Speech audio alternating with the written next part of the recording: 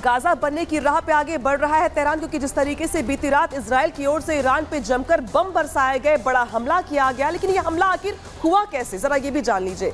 Israel ने जिस तरीके से हमला यहाँ पे किया, 100 लड़ाकू विमान जो है यहाँ पे इससे हमला किया गया है, इस्तेमाल किए गए, और हमले में यूएस का F-35 लड़ाकू विमान जो है इस हमले में शामिल किया गया। विमानों ने 2000 किलोमीटर तक उड़ान भरी और ये रास्ता तय किया, इसके बाद जाकर के हमला किया। इसके बाद अगर बात करें तो ईरान के कई सारे ठिकानों को यहाँ पे टारगेट किया गया, निशाना बनाया गया। कई ठिकाने ऐसे थे जिसको नस्तनाबूद कर दिया गया।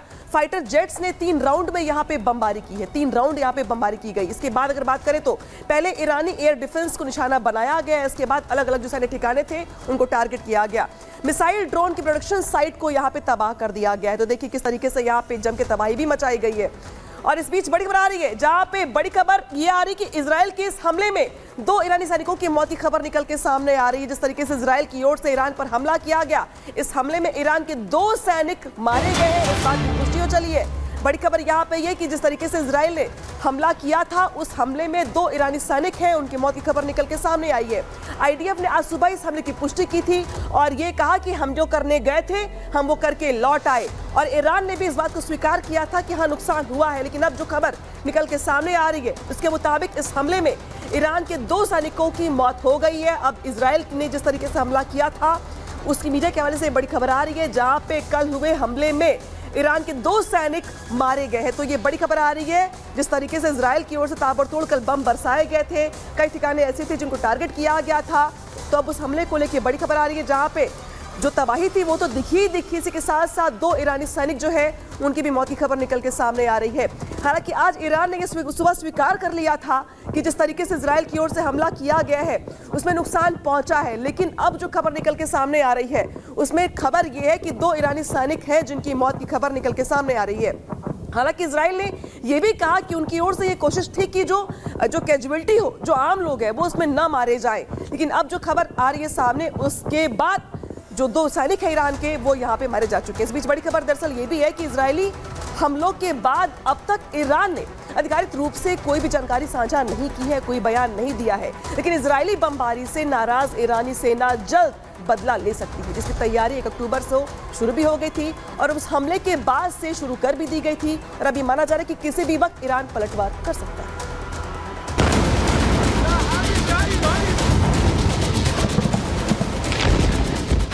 तेहरान तक पहुंची युद्ध की आग, इजराइल ने किया मिसाइलों से हमला, अब ईरान के पलटवार की बारी। शुक्रवार की देर रात ईरान के कई शहर धमाकों से गूंज उठे। इजराइल की मिसाइलों और बमों के हमलों की गूंज सिर्फ ईरान ही नहीं बल्कि पूरे मिडिल ईस्ट में सुनाई दी। 1 अक्टूबर को इजरायली धरती पर हुए ईरानी मिसाइल अटैक का आईडीएफ ने बदला ले लिया है। इन हमलों के साथ ही वार पलटवार का एक चक्र पूरा हुआ, लेकिन अब ईरान के फिर से पलटवार की आशंका से युद्ध के और भड़कने का खतरा पैदा हो गया है। आपको बता दें कि फिलिस्तीन और गाजा के मुद्दे पर ईरान इजराइल में तनाव है। ईरान के प्रॉक्सी हिजबुल्लाह के साथ आईडीएफ का युद्ध जारी है। ईरान के खिलाफ हमास को खुला सैन्य समर्थन दे रहा है ईरान। यमन के हूती विद्रोहियों के जरिए भी इजराइल पर कई बार हमले कराए। 1 अक्टूबर को पहली बार इजरायली धरती पर ईरान ने सीधे मिसाइल अटैक कर दिया। इसी हमले के बाद अब इजराइल ने भी ईरानी धरती पर सीधी सैन्य कार्रवाई की है। ईरान पर हुए हमले के बाद अब मिडिल ईस्ट में युद्ध की आशंका बढ़ने लगी है। जल्द ही ईरान इजराइल पर पलटवार करेगा, इसको लेकर ईरान ने पूरी तैयारी कर ली है। यहां तक कि इजराइल पर किस तरीके से हमला करना है इसको लेकर ब्लूप्रिंट भी तैयार कर लिया गया है। अब बस इंतजार है उस हरी झंडी का जो कि ईरान सरकार अपनी सेना को देगी, जिसके बाद ईरानी सेना इजराइल पर हमला करेगी। हमला कब होगा ये ईरान सरकार को ही तय करना है। पिछले साल 7 अक्टूबर को इजराइल पर हमास के हमले के बाद दोनों देशों में तनाव बढ़ रहा है। दोनों देशों के बीच करीब 2000 किलोमीटर की दूरी है, जिसकी वजह से अब तक दोनों देश एक दूसरे पर सीधे अटैक की पॉलिसी से बच रहे थे। लेकिन हिजबुल्लाह और हमास के नेताओं के इजरायली हमलों में मारे जाने के बाद ईरान ने अपना धैर्य खो दिया और इजराइल पर सीधे मिसाइल अटैक कर दिया। इसके बाद इजराइल को भी ईरान पर पलटवार का मौका मिल गया, जिसका अंजाम तेहरान पर हवाई हमलों के रूप में दिखा। माना जा रहा है कि जल्द ही ईरान भी अपनी ताकत दिखाने के लिए फिर से इजराइल पर हमला कर सकता है। ईरान फिर से इजराइल पर मिसाइलें दाग सकता है, इजराइल पर फाइटर जेट से बमबारी कर सकता है, इराक में मौजूद मिलिट्री से हमले करवा सकता है, सीरिया की धरती से भी इजराइल पर अटैक संभव है, समंदर के रास्ते भी मिलिट्री शिप से हमले की आशंका है, मिडिल ईस्ट में मौजूद अमेरिकी सैन्य ठिकानों को भी निशाना बना सकता है। पहला वेव कंप्लीट हो गया है। आमतौर पे इजराइल जो है जब भी हमला करता है, कोई भी एयरफोर्स हमला करती है तो एक साथ अपने बड़े तादाद में हवाई जहाज को कमिट करती है।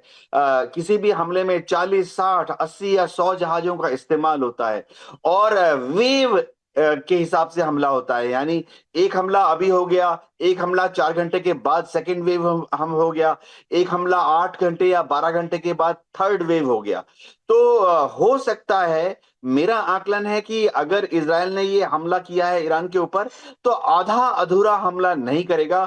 डेफिनेटली आज फिर से कुछ एक घंटे के बाद सेकेंड वेव या थर्ड वेव भी हमला कर सकता है। फिलहाल मिडिल ईस्ट में तनाव बढ़ता जा रहा है। जानकारों का कहना है कि अगर इजराइल पर ईरानी हमले तेज हुए तो खुद अमेरिका भी इस युद्ध में कूद सकता है, जिसका असर मिडिल ईस्ट ही नहीं बल्कि पूरी दुनिया पर पड़ेगा। Bureau report, Republic Bharat.